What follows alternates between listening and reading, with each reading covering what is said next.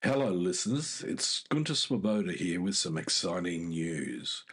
We're on the lookout for sponsors to join us on our incredible journey with Inspired Change with Gunter. If your organisation cares deeply about meaningful conversations around masculinity, self development, and mental health, we'd love to partner with you.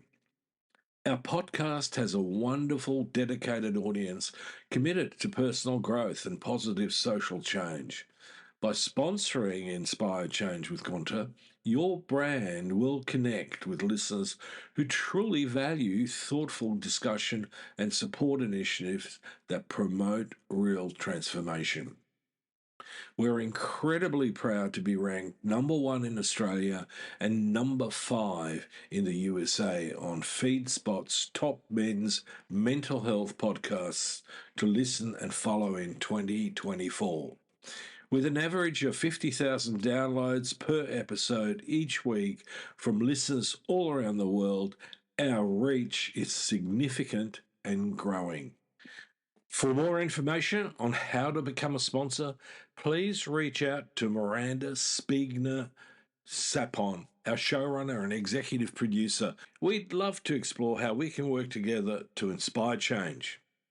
Now, thank you for your continued support, and let's keep inspiring change together. You're listening to Inspire Change, a broadcast that strives to educate, motivate, and empower men to challenge traditions of masculinity. To guide us through the intricacies and intersections of emotions, relationships, and male identity is renowned psychologist, author, and speaker Gunter Swoboda. This is Inspire Change. Before I begin the actual podcast, I would like to respectfully acknowledge the Gadigal people of the Eora Nation, who are the traditional custodians of the land on which I work. I would also like to pay my respects to their elders past and present. Welcome everybody to another episode of Inspired Change with Gunter. I'm your host. Welcome everybody to another episode of Inspired Change with Gunter. Well, what an eventful week it's been. Well, it's probably been months, but it culminated in a massive election upheaval that many people were hoping for, and many people were hoping that it would never happen. I'm obviously talking about the Trump election win, and it certainly had a massive impact. I've heard from lots of people about how they're feeling about it. Now, interestingly enough, most of the people I hear from obviously were devastated that Kamala Harris did not win the election. And there's been discussions about all sorts of reasons for that. Now, in today's episode, I want to talk about some of the issues that might be underlying that. And I'll give you a heads up, they're going to be very different to what in general you will hear in social media. So in the last podcast, I talked about the need for personal healing for global transformation, and that episode preceded the election. At the time, I had no idea how valid that episode was going to be, because my view is that what we're seeing is the eruption of a psychological wound, not just in the American population, but I think something that may be relevant globally. So, what am I talking about? Well, the first point I want to make is that in order to understand the election results, we cannot confine our analysis to political or economic reasons. This discussion goes beyond mere politics. We need to explore the deep-seated psychological and archetypal structures that shape our collective understanding of power, authority, and leadership. We need to look into what fuels this ongoing grip of patriarchy and why certain authoritarian leaders hold such powerful sway over many, many people. I mean, we're not talking about small numbers here. We're talking about a lot of people. So let me start with a quote from Seneca the Younger, where he says, "All cruelty springs from weakness." What we often perceive as strength in leaders like Donald Trump or Vladimir Putin, or going back Adolf Hitler, Stalin, is this stoic, uncompromising force, is more than just simply political ideology. It reflects a kind of unresolved psychological wound, a weakness rooted in fear and a need for control. And as we explore this, I want you to hearken back to the father wound. And in that, we'll uncover the very structures that sustain patriarchy in leadership and society. So let me talk about the archetype of the father and the father wound. Now, if you took a deep dive into the father-son relationships of all the strong men that we've had over the last couple of hundred years, one of the outstanding issue that emerges, that pops up, is that almost all of them had poor relationships with their father. They were fathers who were emotionally unavailable, who were abusive, who were controlling, who were deeply patriarchal and misogynistic.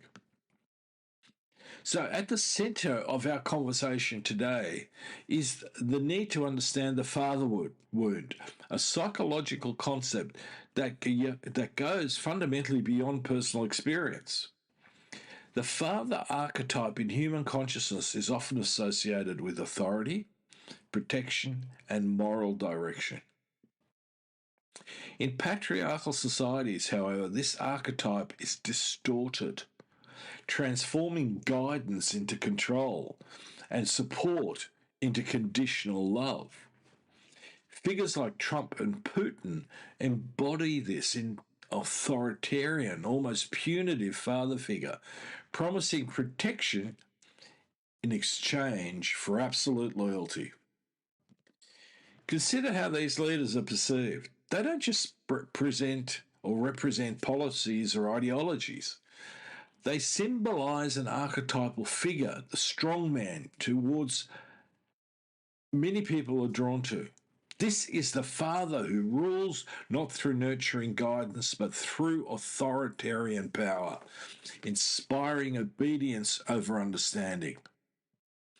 What drives their allure is this underlying unresolved need for paternal validation, a longing many people carry unconsciously. When people feel abandoned or without guidance, they may seek it in strong leaders who promise stability, order, and validation. Now, this is a cry that echoes across history, this longing for approval. We see this longing embedded in religious stories too. One of the most poignant moments in the Christian narrative is Jesus' cry on the cross. My God, why have you forsaken me?" This question's reverberated across centuries, embodying humanity's yearning for the Father's acknowledgement and love. Now, in the political realm, this translates into a dependency on paternalistic authority figures, whether they're presidents or religious leaders who promise to save the population from perceived chaos, often in exchange for their submission. Now, in conversations with my wife, she, a long time ago, put together the key relationship between the king and the priest. And I think it's a fundamental issue. We've watched this with Putin, where he, a KGB or ex-KGB agent, forges a close relationship with the Orthodox Church. This dependency perpetuates cycles of authoritarianism, where power is defined by domination rather than collaboration. By reinforcing this model, patriarchy instills in us a deep-seated belief. To be worthy, one must be obedient to authority and willing to suppress one's own agency for the sake of protection. This is how the father wound perpetuates itself in our structures of power. If you have been exposed to anything about the National Socialist movement during the 1930s and 40s in Germany, you can see this whole process play out totally. So in the patriarchal system, there is fundamentally a compulsion to prove worth. One of the ways the father wound manifests is through the relentless compulsion to prove oneself. In patriarchal societies, worth is not tied to qualities like compassion or empathy, but to dominance, power, and achievement. I'm going to keep going over these fundamental concepts time and time again. Figures like Trump and Putin personify this relentless drive. Their every move seems to declare, I am worthy because I am in control. They demand loyalty not because they foster community or understanding, but because they instill fear. Think about the retributional voice that Trump has bleated out into the ether. I will get you. Fundamentally, in a nutshell, that's what he's saying. All those who oppose him will be punished. Now, for the followers, this becomes a test of allegiance, an unspoken contract that says if you stay loyal, you'll be protected. But unfortunately, that's not necessarily the case. And not only that, but this kind of protection is empty because it doesn't nurture real self-worth or resilience. It's a quick fix that satisfies an immediate need for validation, but doesn't address the root of the father wound, the need for unconditional acceptance and love. Now, I've already hinted at the role of religion in perpetuating patriarchal authority. Let me stress this again. Putin and the Orthodox Church, Trump and the evangelical movement. Now, religious traditions, particularly monotheistic ones, have a historically reinforced position on this because they're essentially patriarchal. They position God as the ultimate father, omnipotent, omniscient, and crucially, often silent. His love, according to traditional interpretations, is conditional on obedience or sacrifice and submission. This reinforces the belief that worth is contingent, something to be earned through compliance rather than cultivated through self-understanding and self-awareness. Religion's framing of God as authoritarian rather than nurturing mirrors the kind of political authority figures we see today. Followers are urged to submit to the will of an ultimate father figure, stifling agency and diminishing personal growth. Leaders like Trump and Putin adopt the same model, appealing to those who feel lost or fearful in a chaotic world. By casting themselves as protectors, they promise a sense of belonging that in reality keeps their followers dependent and constrained. So let's bring all of this back to a psychological view on these authoritarian figures. What are leaders like Trump and Putin doing psychologically? They embody the punitive father the one who punishes disloyalty and demands allegiance. They manipulate the father wound, promising protection but enforcing submission. This behaviour is deeply psychological. It triggers the primal need for security but does so at the cost of freedom and self-empowerment. Authenticity and agency is out the door. Their followers see them as unyielding figures who will save them from instability. This archetype of the strongman creates a sense of safety, but it's a false security because it's built on dependency rather than resilience. This type of leadership doesn't foster independent, empowered individuals. It creates adherents who are too afraid to question, to grow, or to look beyond the father's shadow. They look like they're strong, but internally they are weak.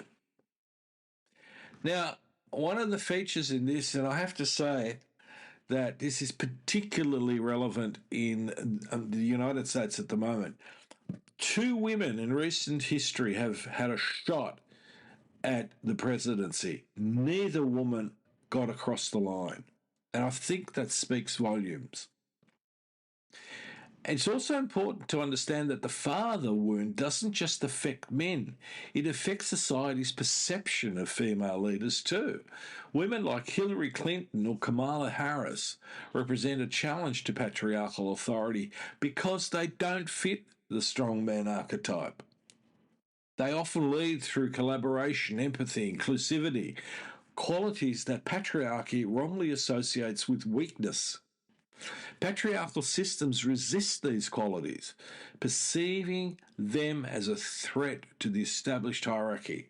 And we can see that with all the misogynistic outbursts in the manosphere. Female leaders are ultimately scrutinised and often dismissed precisely because they don't replicate the authoritarian father model. This resistance reflects a deep-seated discomfort with leadership that doesn't hinge on dominance, further entrenching the father wound and patriarchy's grip on power. Now, here's my call. It's a call to wake up from patriarchal patterns, from the toxic ideology of the male dominance.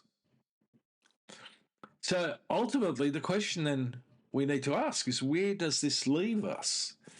If we're to break free from the grip of patriarchy, we must confront and heal the father wound. This means raising men to be appropriate fathers.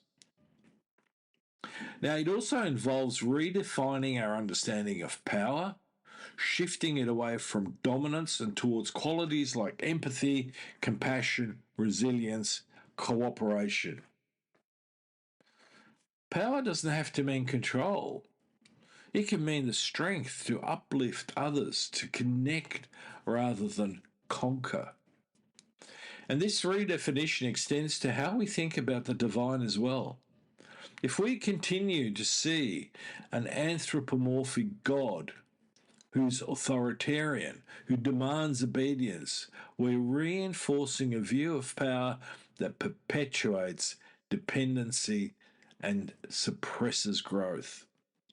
There's no evolution, no consciousness raising in this. Now imagine a spirituality that values connection over submission, that embraces love without condition, and that inspires individual empowerment rather than obedience. When I listen to the misogynistic men in the manosphere, their relationship is to want women in their lives who are essentially going to be their mothers. They're caricatures, avatars of a time long past wherein women were completely individually and socially disempowered. That's what they're wanting, someone to dominate, someone to control.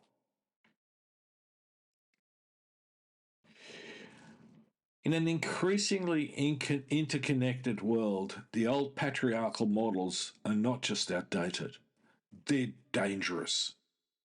This election has proven that. Our ongoing survival depends on building a society grounded in mutual respect and genuine resilience, where leaders don't demand allegiance but foster community. That's exactly what AOC brought to the table. This is a call for each of us to step away from dependency on authoritarian figures. Now, interestingly enough, I do a lot of work in addictions, and dependency is, in fact, an addiction. And we know where addictions lead us, generally into hell. To heal our own father wounds and to begin a journey towards empowerment that honours interdependence and genuine self-worth, we need to grow. So here's my call to action to all of you listening to this. What I wanted to invite you to is to reflect and take action. The grip of patriarchy won't loosen on its own.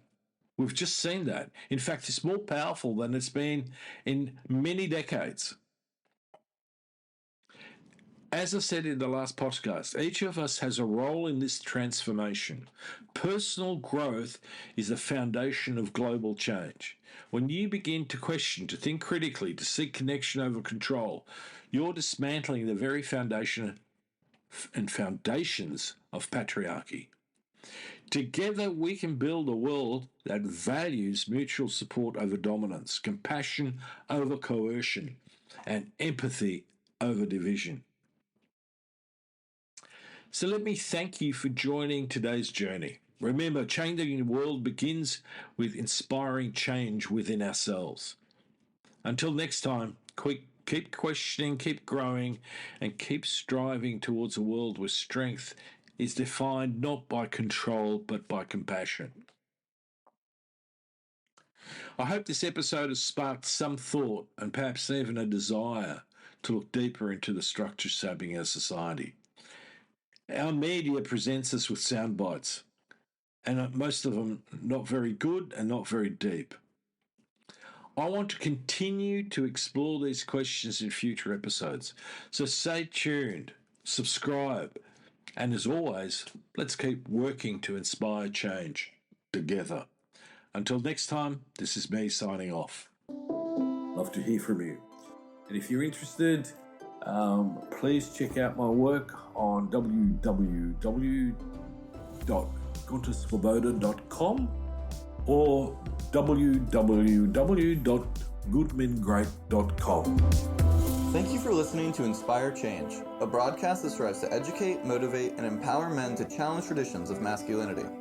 For more information on the Making Good Men Great movement, or for individual or group coaching sessions with Gunter, visit goodmengreat.com.